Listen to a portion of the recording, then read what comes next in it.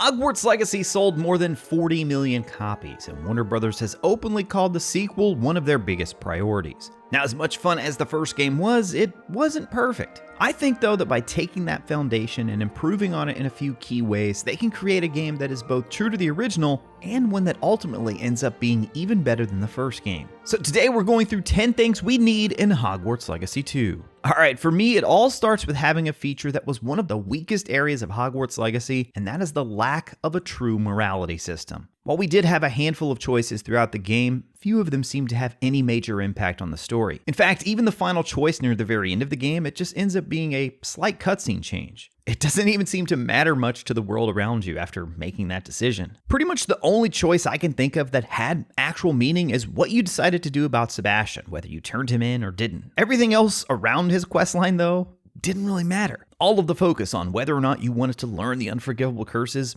didn't really affect anything.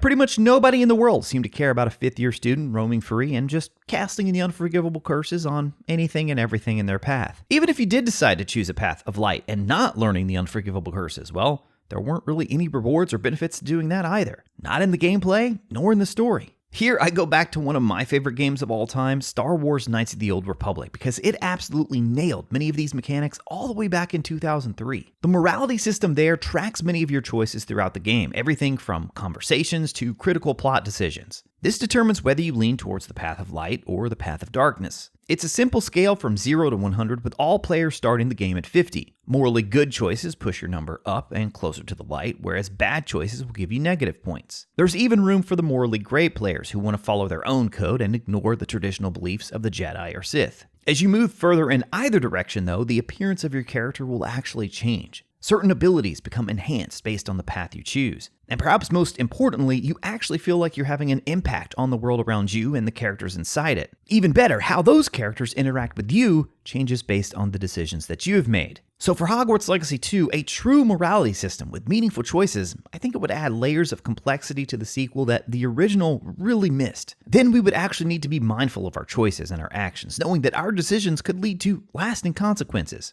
It could change the course of the story or even influence the fate of our fellow witches and wizards around us. But what's the point of having all those narrative choices and key story decisions if our character doesn't actually have a story themselves? For number 2, I would definitely like to see a stronger storyline for our protagonist where we have a real backstory that's worth investing in. I would say the main story of Hogwarts Legacy was fine. Here in Hogwarts Legacy, the plot centered on ancient magic and a goblin rebellion led by Ranrock, with Rookwood as the secondary antagonist. For me, I thought overall the pacing was just a bit uneven and the stakes never quite landed. Then you have the player character, your character, which was less a person and more of a vessel for the plot to happen around. Just this super powerful force of nature using ancient magic at our disposal. What I'd love to see for the sequel is a protagonist with personality and agency. Antagonists who feel genuinely threatening rather than just plot devices. And also a central conflict with real emotional stakes, the kind that made Sebastian's storyline memorable in the first place. And pointing to another great example here, I would have to say the Mass Effect series does this incredibly well. Commander Shepard starts the game with a defined past that you, the player, get to shape.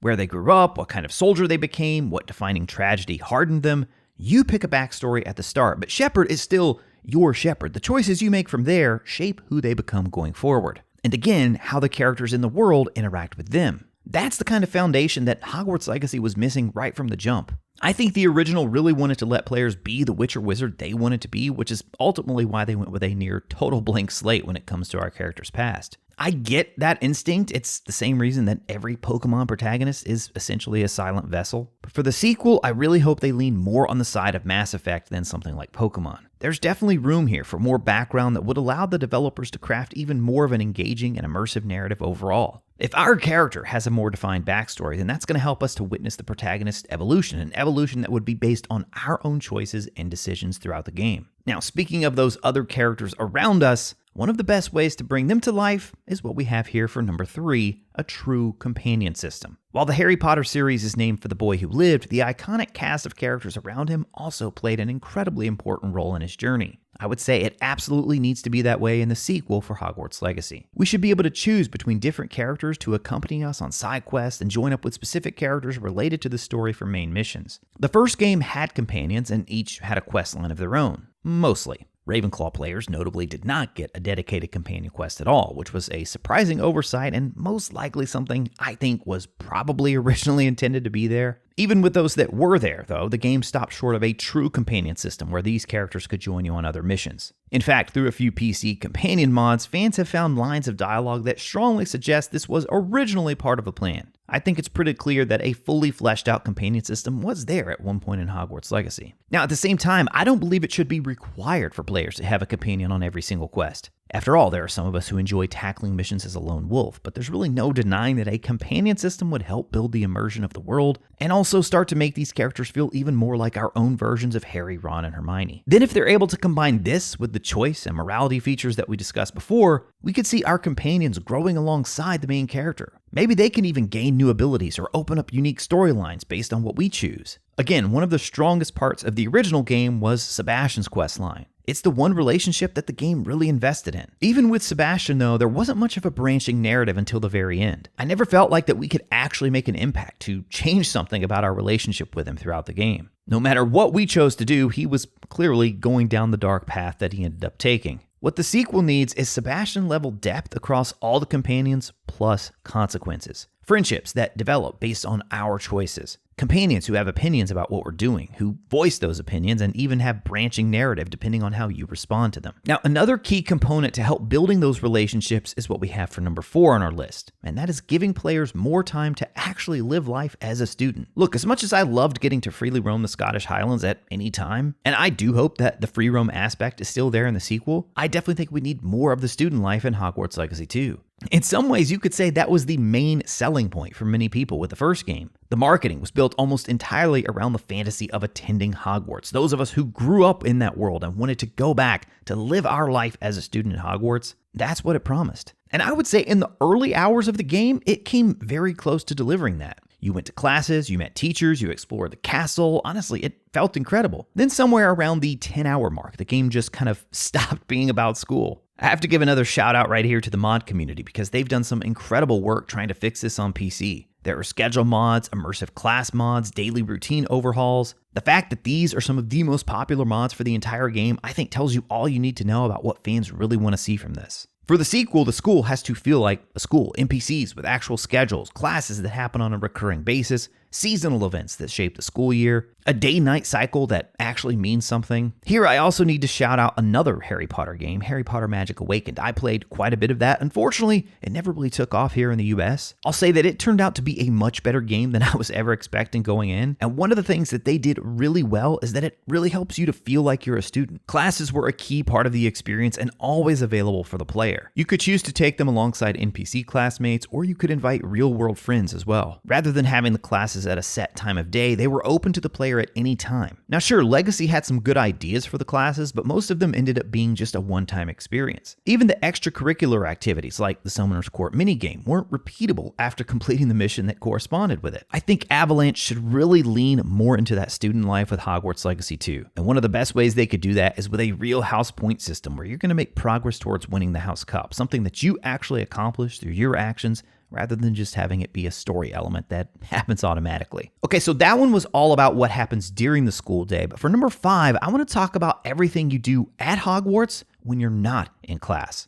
I'm talking the secrets, the hidden rooms, the optional activities hidden throughout the castle. We need way more of these in Hogwarts Legacy 2. Now, to be fair, the first game had some good ideas here. There were the Herodiana puzzles, which were hidden across the castle. We also had the Cross Wands Dueling Club for one extracurricular activity. Unfortunately, once you finished that, just like Summoner's Court, you could not go back and do it anymore. We also had the Arithmancy Door puzzles, which I appreciated. So credit where it's due, the first game did have a solid foundation, but I think the sequel just needs to go all out with this. Take this even further. We need a castle that is absolutely packed with optional discoveries and hidden rooms. I'm talking more puzzle variety, logic puzzles, riddles, even magical experiments where you can combine different spells to find a solution. We need more clubs beyond just dueling. Bring in wizard's chess and gobstones. We could even have a potions club where students can compete. Shout out to the old Half-Blood Prince game, by the way. I want to see secrets that are tied to the lore of the founders. We had Slytherin chambers in the first game, but what about the other founders? What about rooms that respond differently depending on which spells you cast inside them? And of course, we need tangible rewards for finding these secrets, even if it's just a special cloak or a hat that you only get from these secrets. Even better if there are rewards that extend beyond just the appearance items into things that genuinely affect how you play. The Hogwarts of the books is a castle that even the most experienced wizards never fully understand. So I'd love to see the sequel give us even more to unravel as we explore the castle throughout the game. Give us things to keep unlocking there. Give us reasons to keep going back and exploring the castle instead of just venturing out and AKing more dark wizards. By the way, if you guys are enjoying this video so far and want to see more Hogwarts Legacy content on this brand new channel, then consider hitting that subscribe button. Let's see how fast we can get this new channel to 1,000 subscribers, and thank you guys so much for your support. Now, I mentioned there having rewards when you find these various hidden rooms and solve puzzles throughout the castle, so for our next entry,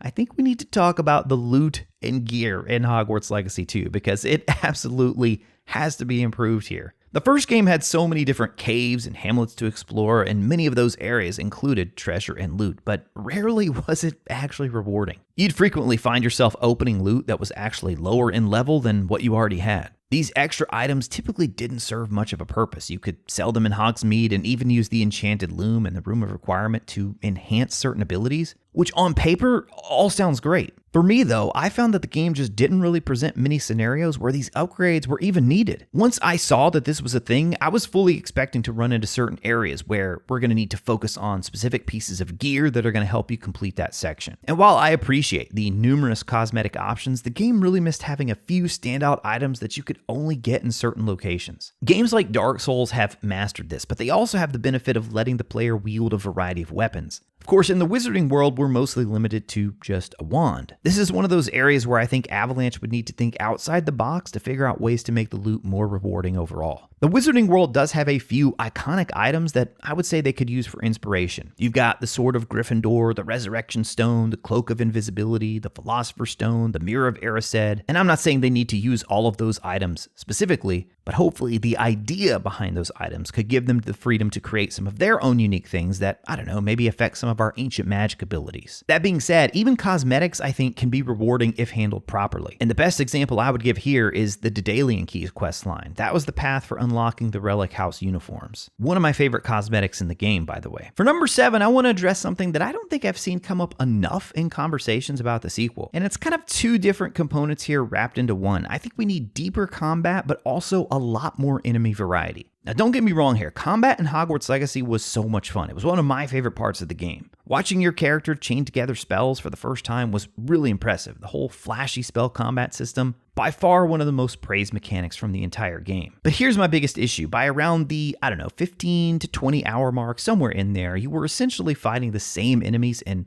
slightly different colors, maybe different robes, just using the exact same spell rotation that you unlocked by hour 5. Looking through the field guide, you have all these different enemy types, but in practice, you were really only fighting maybe 10 distinct archetypes. Everything else was just reskins or tier variations. And those archetypes were largely solved with the same shield color matching mechanic that worked across the entire game. I think one of the best examples of how they did this right is with the Dugbogs, for example. If you cast Levioso right before they hit you with their tongue, and then follow it up with a quick Defendo, it was a way to get an insta-kill. Also, just after a troll swung down at you, if you hit it with Flipendo, the club would bounce back and hit it in the head. We need more things like that, but I think to really make that work, you're going to need more enemy variety overall. And of course, the wizarding world is really deep in what they could go with here. Dementors, Boggarts, Inferi, Acromantulas, dark wizards who specialize in different fighting styles. The variety here should be a massive strength. And again, this is something that I think they have a great foundation. If they can just build and improve upon it with the sequel, it'll be even better. I want to see enemies that demand genuinely different approaches. A Dementor encounter should feel nothing like fighting a troll. Dark wizards specializing in transfiguration should require completely different tactics than the ones who lean on dueling spells.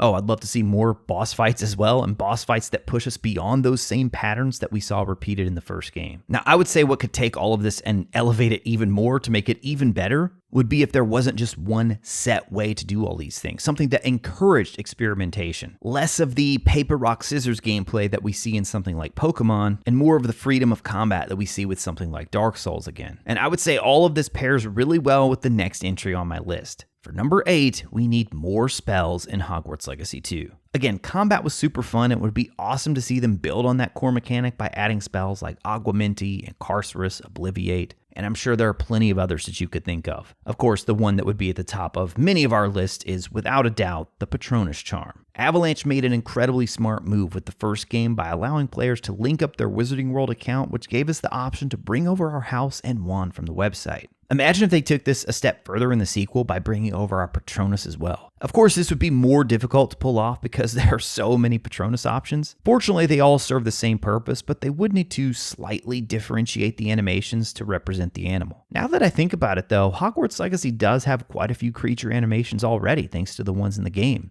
Graphorns, mooncalves, nifflers, Kneazles, and even dragons. And if they didn't want to actually pull it over from the Wizarding World website, which again, I get because there's so many of them there, this could all go back to what I talked about earlier with our character's backstory. In crafting who we are and where we came from, maybe we also have the option to choose between a few different Patronuses as well. All right, for number 9, we have to touch on what is probably the biggest omission from the first game. Of course, I'm talking about the iconic Wizarding World sport of Quidditch. The first game literally had a Quidditch pitch in the world. You could see it, you could fly your broom over to it, and you could not play a single match of Quidditch on it. The in-universe explanation was that the season had been canceled due to an injury the previous year. The real reason was almost certainly external. Look, I get it. Fully fleshing out a fun and engaging Quidditch experience would have taken valuable development time away from the more important parts of the game. We have to remember here, Avalanche Software had never attempted a game as bold or ambitious as Hogwarts Legacy. All the while, Warner Brothers also had a separate Quidditch game in development, Harry Potter Quidditch Champions, and they likely didn't want those two products competing with one another. Well, Quidditch Champions did not come close to performing the way Warner Brothers hoped. Multiple reports have indicated it failed to hit expectations, and that means the runway is now completely clear for Hogwarts Legacy 2 to include Quidditch directly. I'll be honest with you, for me personally, I care way more about the items that we've already covered, but even I have to admit that the fan desire for this to be a part of Hogwarts Legacy, it's just too loud to ignore. And my personal favorite Harry Potter game that's not Hogwarts Legacy is Half-Blood Prince. And one of the things that they did so well in that game were all the extracurricular activities that made it truly feel like you were a student at Hogwarts, and among those, of course, was Quidditch. So I'll just say it, man, the sequel needs full Quidditch gameplay built into the school year. Hey, they could even take it a step further, give us practice sessions during the week, inter-house matches throughout the term, a house cup tournament with real stakes that ties into a house point system. And hey, if we want to get real crazy here, I don't know, maybe you even have an online component here to this where you could play against your friends. All right, to wrap things up here today, if they're going to grow this franchise to even bigger heights, then they need to venture beyond the walls of Hogwarts and beyond the boundaries of the Scottish Highlands. Look, I definitely think it's more important to get Hogwarts right and to give us even more to do at Hogwarts. That's why it came earlier on this list. But I do think exploring more of the Wizarding World, especially some of those iconic locations, would just make for an even better overall experience. Early in the original game, we made our way through Gringotts, which I thought was a fantastic start. For me, it really set the stage for what I thought was going to be just an epic journey across all of the Wizarding World. Unfortunately, after that event, we don't do all that much traveling from then on. Save for a few memory sequences, that is. Oh, and then there was the thing where if you played as a Hufflepuff, you got to see Azkaban briefly. I think the sequel needs entire storylines and missions that take place in some of the most famous locations from the Wizarding World. Azkaban, the Ministry of Magic, and I have an idea for a few others as well. In fact, you know what? I think that's a full topic worth exploring in another video. So I'll link that over on the right side of your screen next. Check that one out. As always, thank you all so much for watching. I'll talk to you again soon.